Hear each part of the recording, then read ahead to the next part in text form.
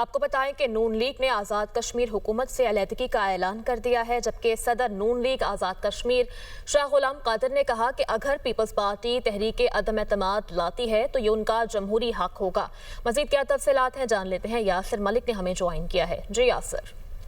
देखिए, पाकिस्तान मुस्लिम लीग नून ने आज़ाद कश्मीर हुकूमत से अलहदगी का ऐलान कर दिया है। मुस्लिम लीग नून कश्मीर के जो सदर हैं शाह गुलाम कादिर, उन्होंने कहा कि अगर पीपल्स पार्टी तहरीक अदम एतमाद लाती है तो ये उनका जमहूरी हक है। मुस्लिम लीग नून किसी नई हुकूमत का हिस्सा नहीं बनेगी, किसी गैर फितरी हुकूमत सादी का हिस्सा जो है वो नहीं बनेंगे। मुस्लिम लीग नून जो है वो अब जो आज़ाद कश्मीर में कानून साज जो असम्बली है उसमें अपोजिशन में बैठेगी। शाह गुलाम कादिर ने यह भी कहा कि जो भी जमाती पॉलिसी से इन्हाफ करेगा उसको पार्टी की कार्रवाई का जो है वो सामना करना पड़ेगा। और उन्होंने कहा कि नई हुकूमत सिर्फ साफ और शफाफ आम इंतखाबात से ही मुमकिन है। शाह गुलाम कादिर ने यह भी कहा कि मुस्लिम लीग नून आज़ाद कश्मीर मुहाजिरीन और बैरून मुल्क कश्मीरियों की फलाह के लिए सरगर्म है और मुस्लिम लीग नून आज़ाद कश्मीर एक मुनज़्ज़म और मकबूल जमात के तौर पर उभर कर जो है वो सामने आई है।